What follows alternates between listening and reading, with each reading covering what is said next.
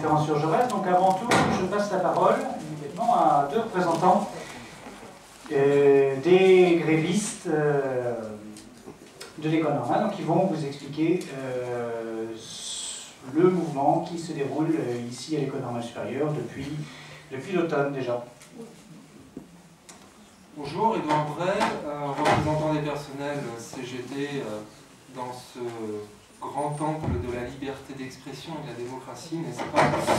Vous avez tous pu lire dans l'Humanité ce qu'il en était. Mon camarade en parlera tout à l'heure.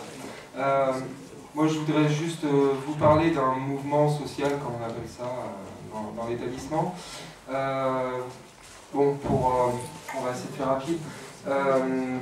Un tiers des personnels dans cet établissement occupent des fonctions pérennes et pourtant sont contractuels parfois depuis 10 années. Notamment la personne qui nous a préparé la salle ce soir, ça fait 10 ans qu'elle travaille en CDD dans cet établissement. Donc dans le courant du mouvement pour la défense des retraites, nous avons réuni des personnels et très vite les revendications ont tourné autour de statuts, conditions de travail, rémunération, revalorisation des carrières, etc. Et surtout sur la question de la précarité, puisque 120 contractuels sont embauchés par la maison. Et donc depuis la fin octobre, un mouvement, une lutte contre la direction et aussi le ministère pour obtenir notamment la titularisation des agents contractuels de l'établissement, puisqu'ils occupent tous, comme je l'ai dit, des fonctions pérennes. Et puis, dans le pire des cas, au moins un CDI, ne serait-ce que pour qu'ils puissent avoir des conditions de vie décentes. Donc, ce mouvement a muté depuis le début janvier, puisqu'avant il s'agissait d'actions de blocage, notamment blocage des bureaux administratifs de la direction, blocage de la cantine, blocage aussi de la bibliothèque de l'établissement. Et depuis le mois de janvier, les travailleurs de la cantine, tous les contractuels de la cantine ont décidé de se mettre en grève reconductible. Et donc, depuis la reprise des cours au mois de janvier, ils sont en grève. Il n'y a eu aucune interruption de la grève. Et on a demandé pendant longtemps à être reçus pour avoir un cadre de négociation correct et normal avec la direction pour savoir comment on pourrait pérenniser l'emploi dans notre établissement.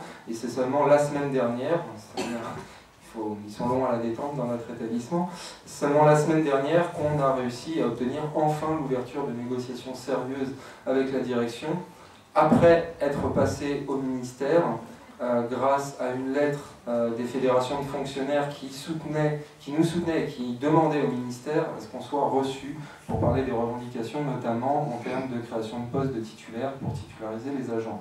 Le ministère nous a envoyé littéralement péter en estimant que ce n'était pas sa mission de créer des postes de fonctionnaires dans les établissements, puisque l'école était passée à l'autonomie. Alors, petit rappel, l'autonomie dans notre établissement, c'est une autonomie budgétaire.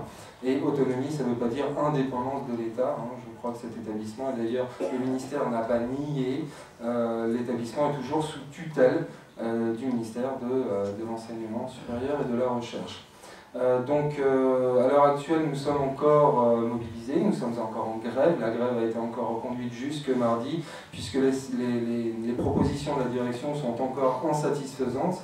La semaine dernière, ils nous promettaient la possibilité de passer immédiatement en CDI, enfin de créer tout de suite des CDI pour les contractuels de plus de 3 ans, ce qui permettait au moins pour les personnels en grève de la cantine de pouvoir tous passer en CDI assez rapidement. Donc du point de vue des travailleurs en lutte, ça pouvait peut-être être satisfaisant.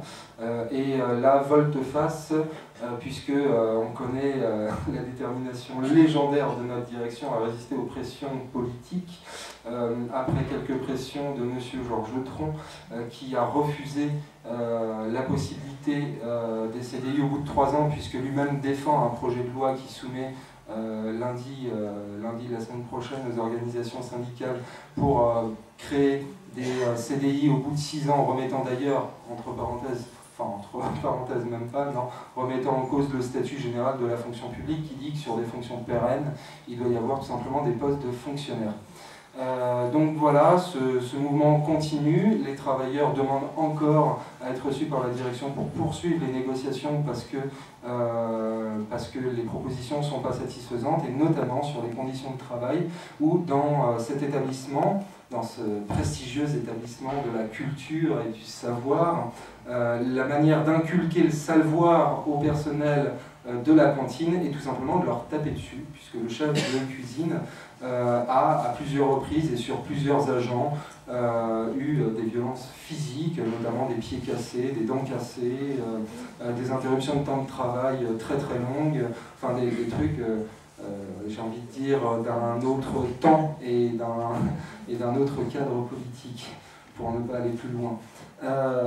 Et donc on demande tout simplement, on a demandé à ce qu'une enquête soit ouverte pour sanctionner le chef de cuisine. Au bout de 2 mois de lutte, ils reconnaissent enfin, avec les témoignages écrits notamment de personnel qui avaient demandé leur mutation à l'époque pour quitter de ces conditions de travail absolument abominables, j'ai envie de dire, c'est torture au quotidien. Et donc au bout de 2 mois, ils acceptent enfin d'ouvrir une enquête qui débutera la semaine prochaine, et ils plaident la présomption d'innocence contre le chef pour éviter d'avoir des mesures conservatoires qui permettraient, le temps de l'enquête, au moins de le mettre à l'écart et de protéger les personnels. Voilà ce que c'est que le dialogue social aussi dans notre établissement. Donc le mouvement tient également parce que les travailleurs et les élèves et les personnels titulaires qui les aident et certains représentants du personnel eh bien, réussissent à tenir, parce qu'on a organisé méthodiquement une collecte auprès notamment des personnels titulaires qu'on rencontrait, auprès d'autres universités. Dans les manifestations qu'on a vues, on organise des collectes, des ventes de sandwichs pour financer la caisse de grève. Et à l'heure actuelle, on a la fierté de pouvoir assumer que tous les travailleurs qui sont en grève depuis 2 mois ont eu l'intégralité de leur salaire assuré par la caisse de grève, et c'est grâce à ça qu'on tient. Alors je vous lance un appel ce soir à contribuer, on va passer dans les rangs tout à l'heure, à contribuer à la caisse de grève pour que ce mouvement puisse durer et que les travailleurs puissent avoir gain de cause et puissent obtenir satisfaction. Voilà. Je vous remercie et je passe la parole à François sur les problèmes, on va dire, démocratie et liberté d'expression dans notre établissement.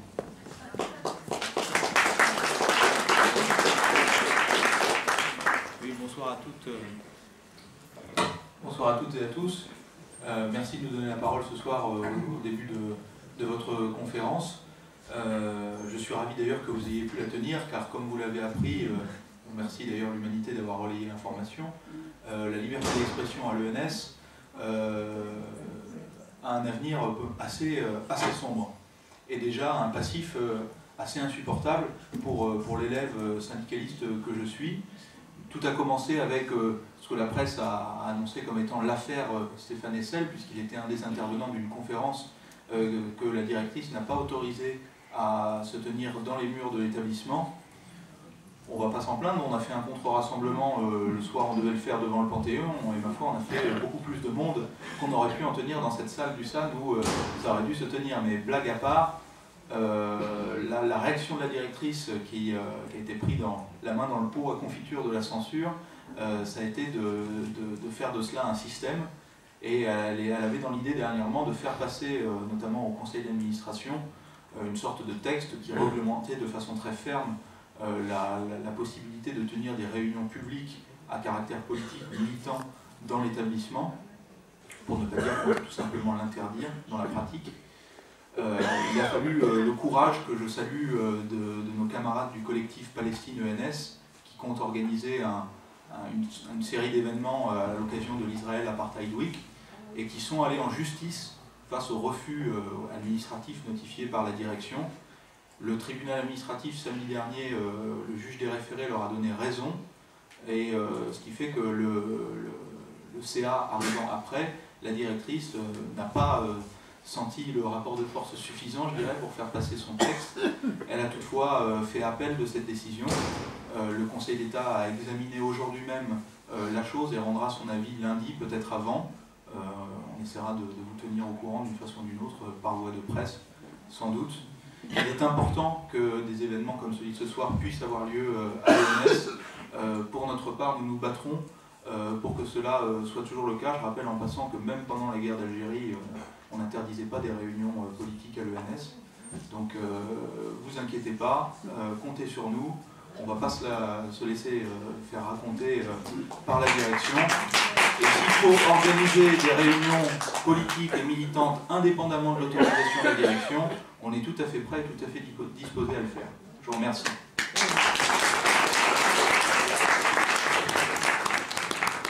Avec les caisses de grève.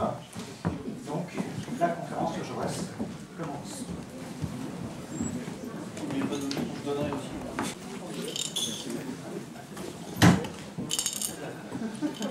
Merci.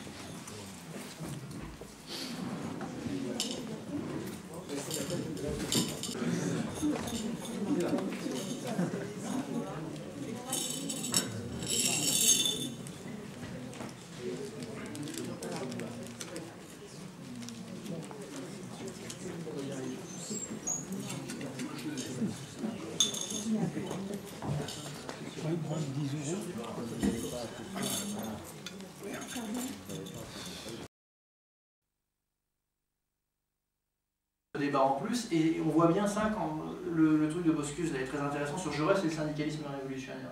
On voit bien qu'il évolue, il comprend que c'est l'expression légitime et réelle d'une partie des masses ouvrières organisées, cette notion de la grève générale, etc. Lui-même reconnaît que la grève générale, ponctuellement, en fonction des circonstances politiques, peut être quelque chose d'utile. Donc là-dessus, il y a une évolution politique, alors pour le coup, qui est relativement facile à suivre, parce que si, comme je disais, il n'a pas écrit beaucoup d'ouvrages en tant que tel, théorique. Par contre, évidemment, avec le journalisme, on voit très bien comment, au fil des événements, il évolue là-dessus. Encore remercier, c'est quand même lui l'initiateur de cette réunion ce soir. Hein, voilà. Qui? C'est à lui, parce que vous avez le climat de Paris, donc c'est à lui de décider comment on finit. Oui, alors justement, j'ai 3 inscrits encore, donc je propose aussi encore quelques inscrits qui lèvent la main maintenant, que je fasse le tour de parole, que je laisse nos 2 intervenants répondre et conclure.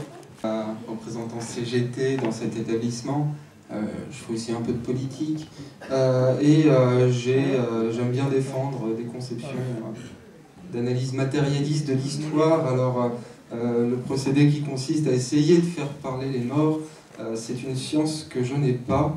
Tout ce que je sais, c'est que Jaurès s'est fait assassiner à quelques jours du vote des crédits de guerre dans nos institutions républicaines. Conclura comme il voudra, qui voudra. Maintenant, sur la conception matérialiste, je préfère faire parler les vivants, voire les faire vomir. Et j'ai tendance à constater que les renégats révisionnistes, tel Kautsky, qui a été cité tout à l'heure, ne sont pas morts. Et je voudrais éclairer monsieur sur la question qu'il posait sur monsieur Villefert, qui hante les murs de cette école, puisque j'ai tendance à considérer que ce ne sont pas les écrits qui déterminent l'orientation politique de quelqu'un, mais aussi ses actes. Et ce qui le divise, ce qui le sépare de monsieur Jaurès, ce cher monsieur Villefert, c'est que Jaurès était un personnage qui a été rappelé tout à l'heure, qui a intervenu pour la représentation indépendante de la classe ouvrière, alors que dans notre école, M. Villefert est un personnage qui, en temps de mobilisation, en temps de lutte, en temps de grève dans son établissement, plutôt que de décider de défendre les personnels qu'il est censé représenter au conseil d'administration, puisqu'il est élu représentant au conseil d'administration, préfère collaborer avec la direction pour signer un texte qui consistait à demander des sanctions disciplinaires envers les personnels qui avaient décidé de se mobiliser contre la surexploitation, l'exploitation tout court et la précarité dans cet établissement. Deuxième point, M. Villefert est l'auteur du texte qui a été proposé lundi matin au conseil d'administration extraordinaire de l'école normale supérieure pour justement demander des possibilités de censure de débats politiques dans cet établissement. Voilà l'orientation de politique et donc la détermination politique de M. Villefert.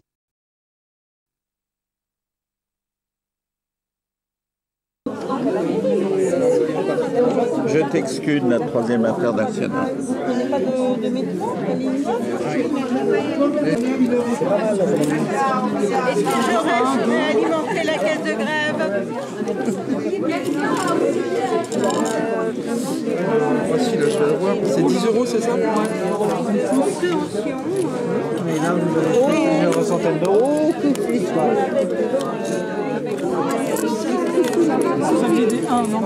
Là, j'ai ce que j'ai parce que j'ai pas toute la caisse de grève. Merci.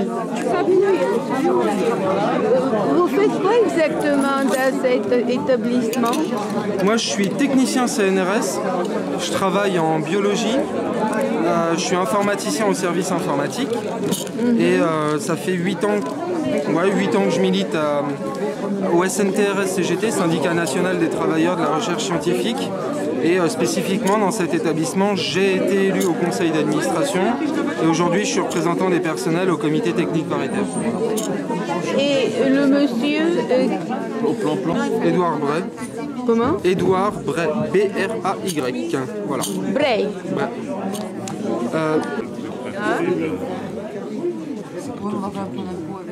Quelle heure est-il? Un pot, pas dîner, juste pour un pot. Ah non. Et avec Charles? Oui. Non, pas dîner.